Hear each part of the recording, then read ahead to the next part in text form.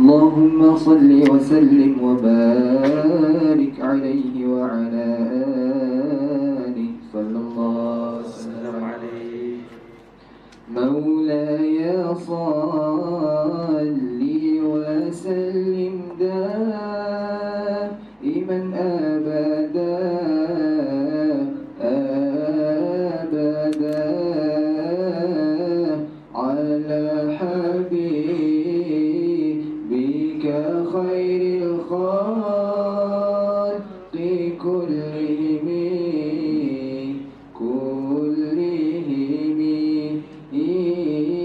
sifat ibamah baginda Nabi kita kena tahu buat amal ke sunnahnya. Serban itu yang dibalut di kepala, tidak kira dengan kain apa sahaja. Serban Nabi tidak besar, tidak kecil, sederhana jika pakai tidak ganjil. Panjang serban Nabi kita yang mulia, setengah mengatakan riwayatnya tiada, dan berkata yang berjasa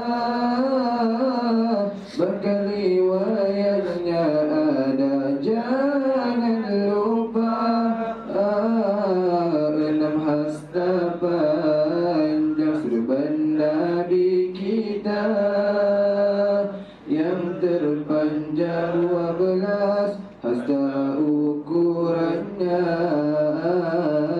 Serban hitam pernah dipakai baginda, tampak gagah dibalut pada maghfirnya.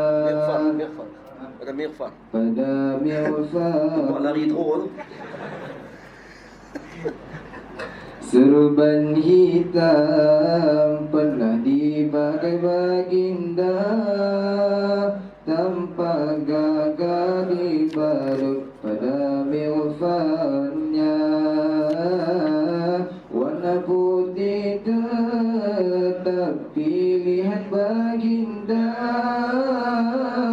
punya uzbah,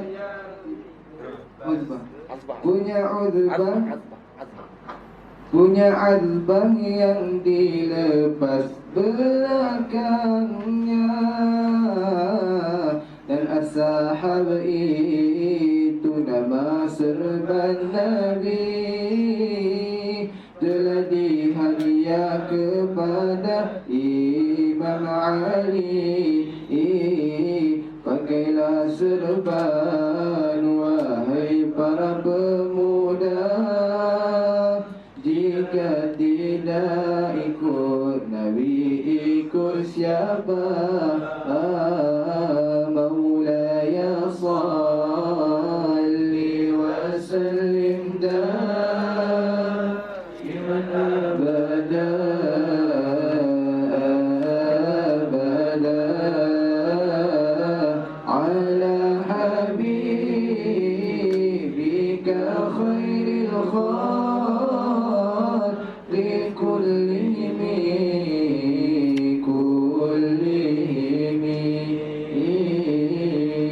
اللهم صل وسلم وبارك عليه.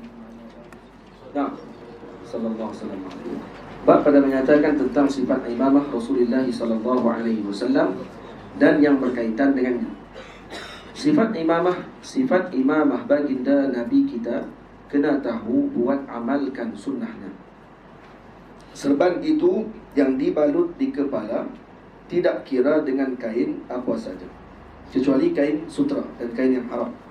Nah, kain yang kain sutra dan seumpama dengannya lah. Jadi serban, maksud serban adalah yang dibalut di kepala. Faham?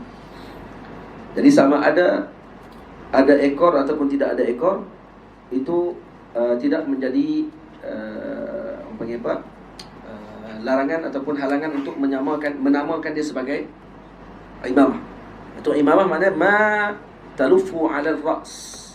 Imamah maksudnya yang diikat dan dibalut di atas kepala, maka dipanggil serban.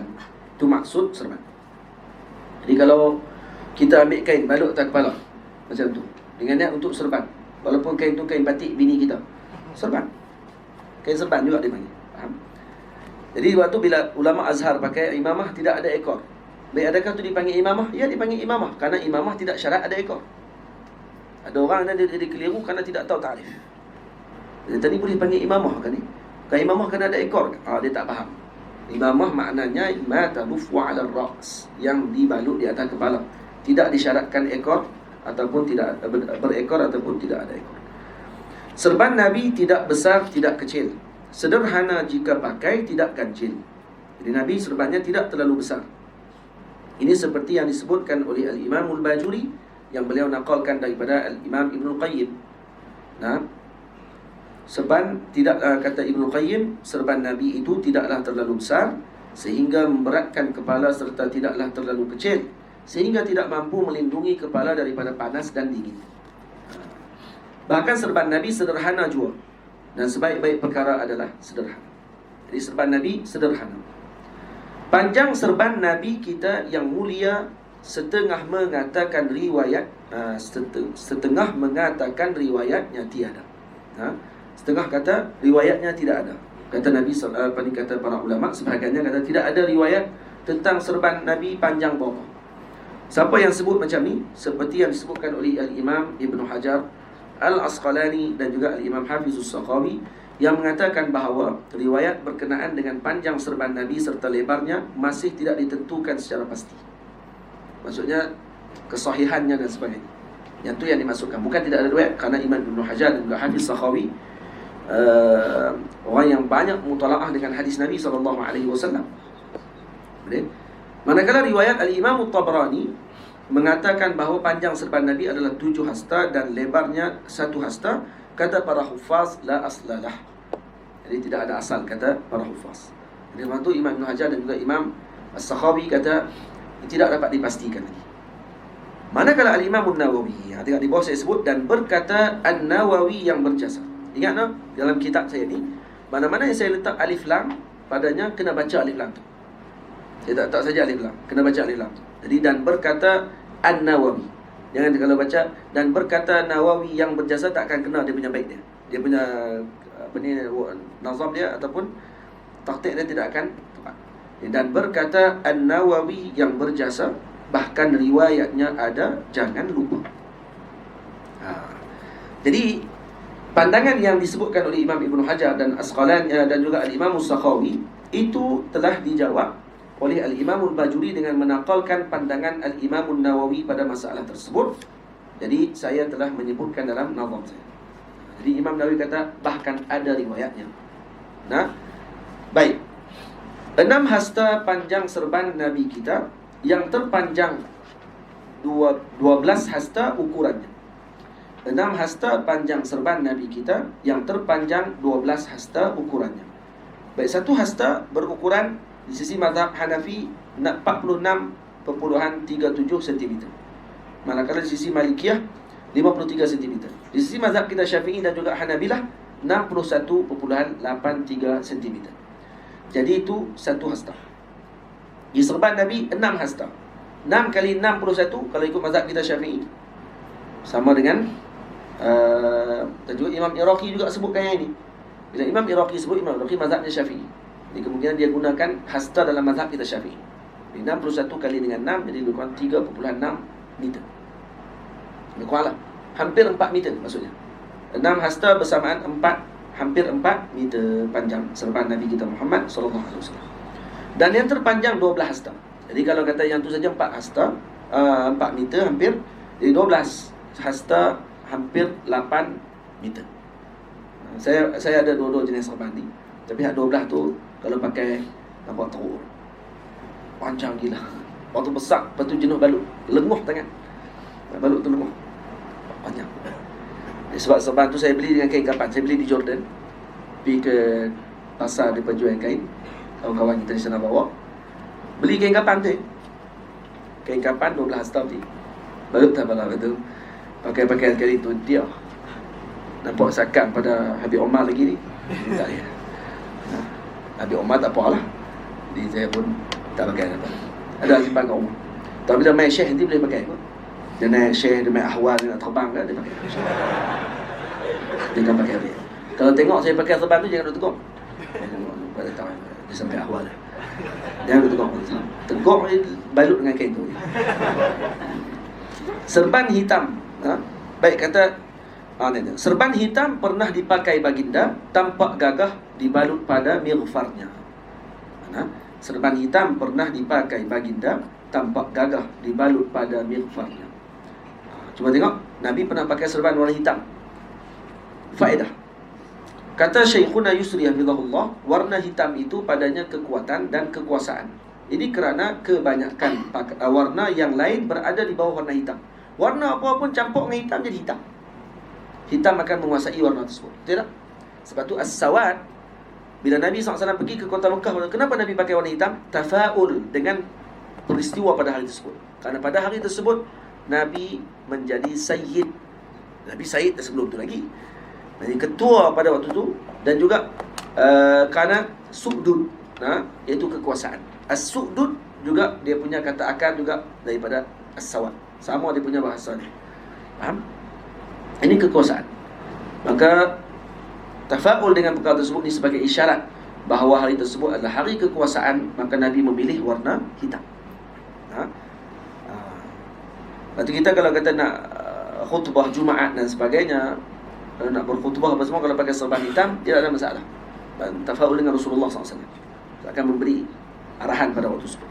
Tapi kalau mengajar, nak main majlis ilmu, main majlis burdah, main jumpa dengan masyarakat, yang berserban hitam.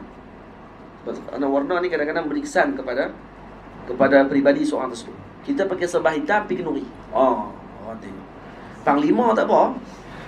Lepas tu orang kita Melayu, dia balut di atas kepala. Tengok, tengkolok di atas kepala, dibalut. Itu serban sebenarnya. Sebab ma talufu ala ra's. Jadi tengkolok termasuk imamah. Jadi orang Melayu kita dulu, dia kalau kata panglima apa semua, dia pakai serban. Dia nak pakai serban macam masyayikh pakai, mungkin dia tak tu masyayikh. Jadi kami pakai balutan yang ada seninya dan macam-macam pun. Nama lah ayam kepok tengkok semua tu tak? Tak lah. Ayam apa? Ayam patah kepok, ayam kepok tengkok.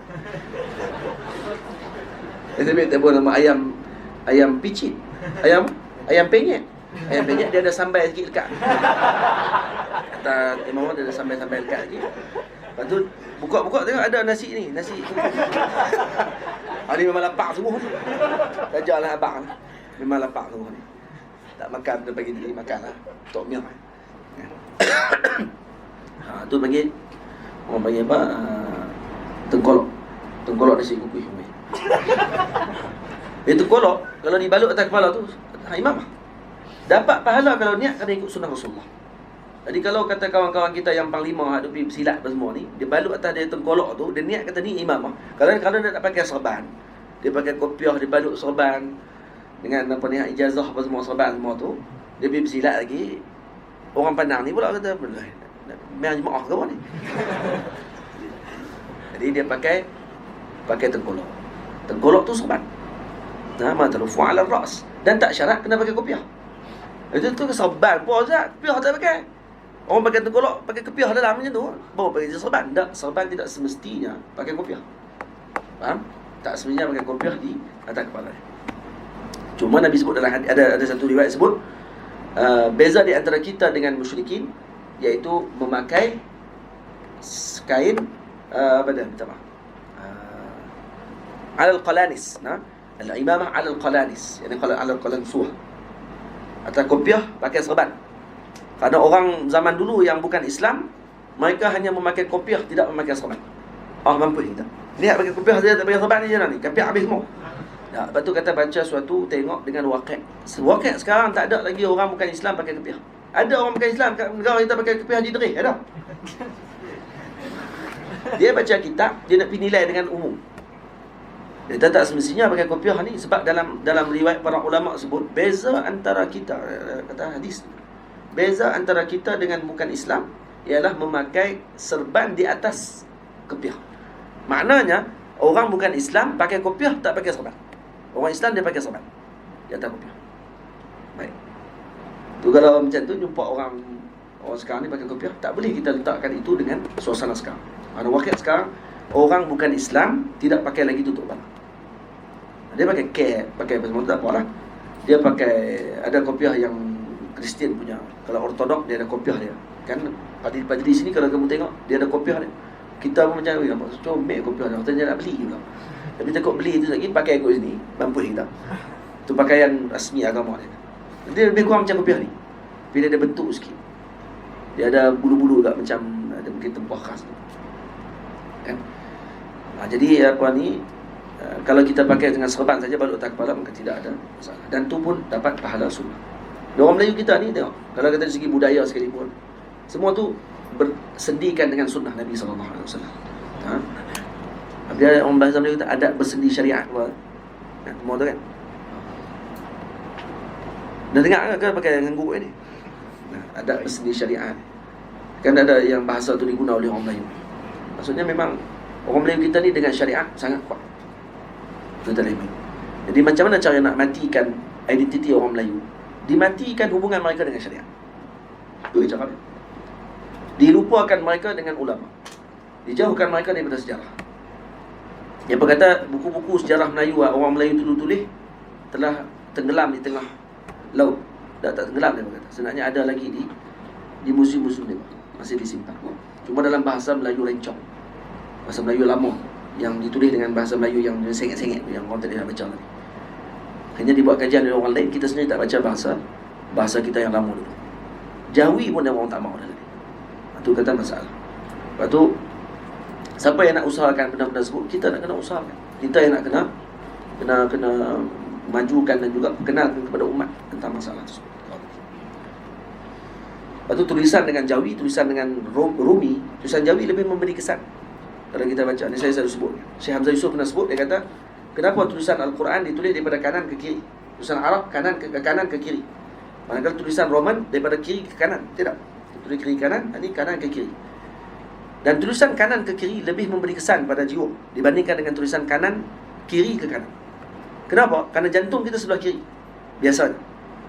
Jadi bila seorang tadi baca daripada kanan ke kiri, maka dia akan terus masuk ke jantung. Sebab tu bacaan kitab Jawi dengan bacaan kitab Rumi lebih tarkis Jawi. Kita akan lebih menumpu dengan bacaan Jawi dibandingkan dengan tulisan Rumi. Kerana tulisan Rumi dia akan baca daripada kiri ke kanan.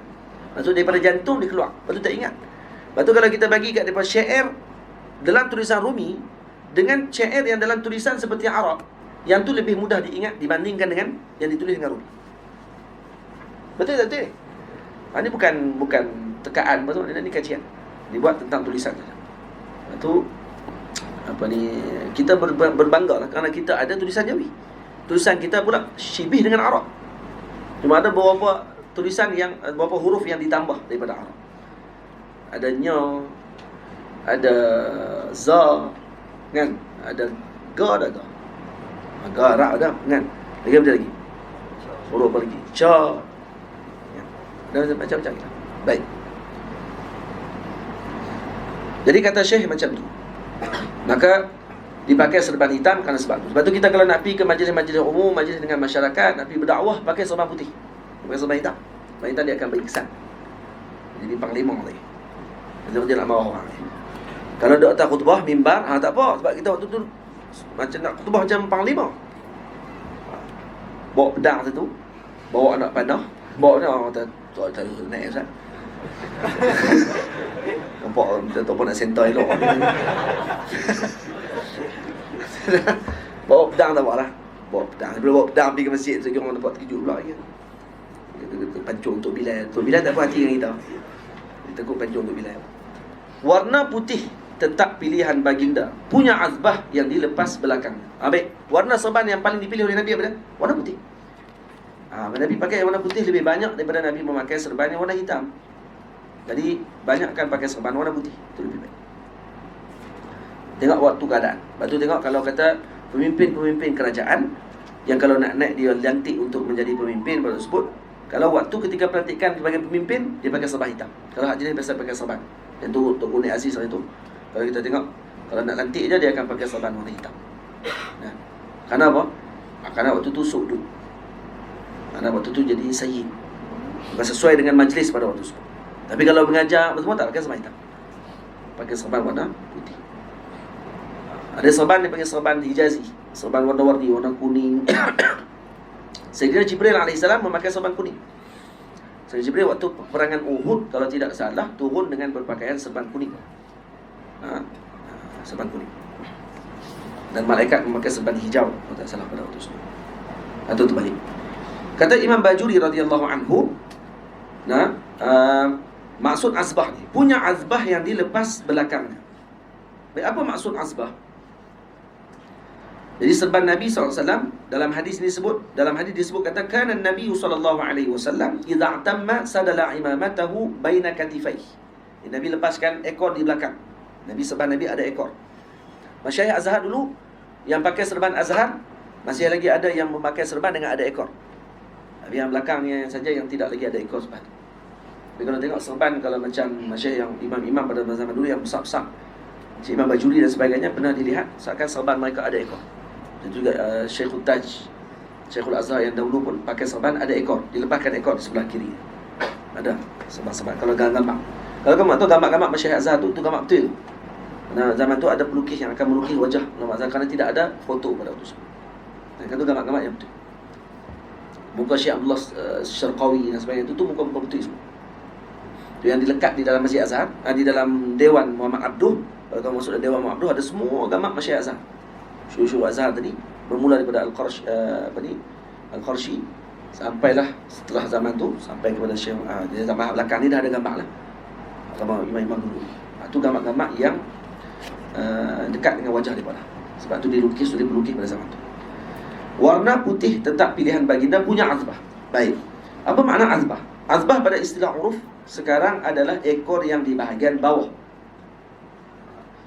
Dan kemungkinan yang dimaksudkan dengan azbah juga adalah kedua-dua ekor yang dilepaskan di belakang. Ini kerana terdapat riwayat bahawa baginda Nabi SAW melepaskan kedua-dua ekor di belakang bahu, manakala sebahagian riwayat lagi hanya menyebutkan satu ekor sahaja.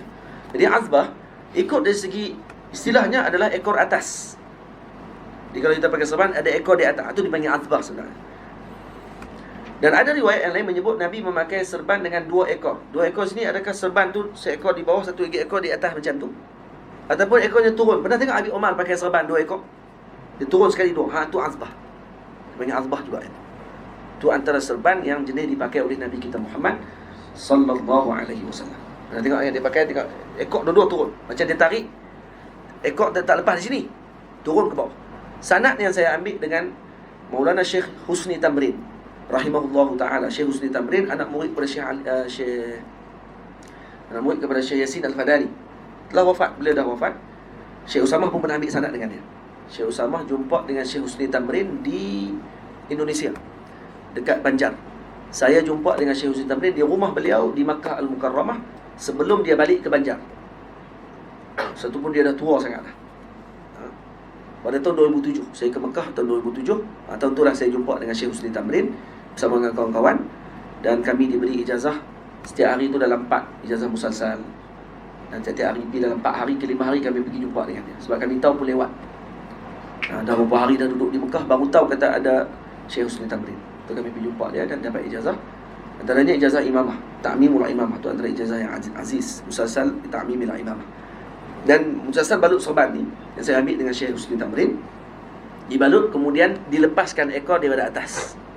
Satu di bawah, satu lagi atas, dan tutup telinga. Dan kata beliau, inilah yang telah dibalut di kepala saya oleh Syekh Husni Yasin Al-Fadani. Syekh Yasin Al-Fadani ambil dengan gurunya Syekh Umar Hamdan. Syekh Umar Hamdan ambil sampai bersambung kepada Sayyidina Abi Ayyub Al-Ansari, sampai kepada melihat Sayyidina Jibril AS memakai serban. Hadis tersebut musalsalnya selepas tu, bukan pada Sayyidina Abi Ayyub. Abi Ayyub cuma riwayatkan hadis tersebut, kata Nabi memakai serban, melihat Sayyidina Jibril pakai serban. Jadi hadis ni sampai pada Sayyidina Jibril, semuanya pakai serban. Ada masa yang kita bagi ijazah tersebut, insyaAllah. Ada rezeki pula kita bagi ijazah musalsal ta'mimil imamah, insyaAllah. Baik. Kemudian faedah daripada hadis berkenaan dengan azbah adalah disunatkan kita melepaskan ekor serban, dan di antara hikmah disunatkannya kerana padanya terdapat kecantikan. Jadi sunat kita lepas ekor serban dan padanya ada keindahan. Melepaskan ekor serban di belakang adalah paling afdal. Paling afdal lepas di belakang. Betul-betul. Para ulama sufi lebih memilih melepaskan ekor serban di sebelah kiri kerana ianya berbetulan dengan hati. Kata sebahagian ulama Syafi'iyah, jika seorang bimbang dengan melepaskan ekor tersebut akan datang perasaan sombong, maka dia tidak diarahkan untuk meninggalkan melepaskan ekor, bahkan disuruh kepadanya agar tetap melakukan sedemikian serta bermujahadah melawan penyakit hati tersebut. Jadi kalau kita pakai serban lepas ekor, betul main riak, kok kemah elok ni, jangan kita nak buat tu, buang serban teruskan pakai, dan lawan dan mujahadah dengan perasaan tersebut agar sampai datang perasaan ikhlas, dan lepas tu kita akan pakai dalam keadaan tak ada perasaan lagi. Dan biasa dah pakai lah. Faham? Jadi ukuran ekor serban yang terpendek adalah 4 jari. Satu jari di sisi Syafi'iyah dan Hanabilah lebih kurang 2.57 cm. Bukan kira jari kita. Kira jari kita. Kira tak. Satu jari dia ada sentimeter dia. 2.57 cm itu adalah ukuran satu jari. Baik, ukur serban ekor yang paling pendek 4 jari. Jadi kali 4. 25 kali 4 lebih kurang 10 cm. 10 cm lebih. Itu yang paling pendek. 10 cm panjang mana? Pendek je. Jadi kalau pakai serban ada pendek sikit. Ekor tu paling pendek. Paling panjang 1 hasta. 1 hasta dah sebut dah tadi. Berapa puluh? 61.83 cm. Jadi 1 hasta sama panjang. Tu paling panjang. Jadi jangan lebih pada 60 cm. Jangan lebih pada 62 cm.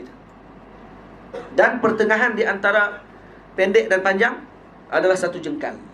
1 jengkal di sisi Syafi'iyah dan Hanabilah bersamaan 15.45 cm. Saya sebut dengan sentimeter sekali sebab senang untuk kita ingat. Senang untuk kita nak gambarkan. Jadi paling pendek 4 jari, paling panjang 1 hasta, paling pendek 1 jengkal. Pertengahan 1 jengkal. Boleh? Jangan lebih pada 1 hasta. Lebih pada 1 hasta kalau kata riak hukumnya haram. Kalau tidak hukumnya makruh. Boleh? Jadi jangan balut panjang-panjang sangat tak. Kita mazhab Syafi'i tidak disunatkan tahnik muhannad, maksudnya diletakkan kain di bawah dagu seperti mazhab Maliki. Ulama mazhab Maliki mengatakan hukumnya adalah sunnah memakai pakaian dan sedemikian. Kita tak disunatkan dengan tahnik. Disunatkan ekor serban dilepaskan di belakang saja. Baik. Itu berkenaan dengan ekor serban.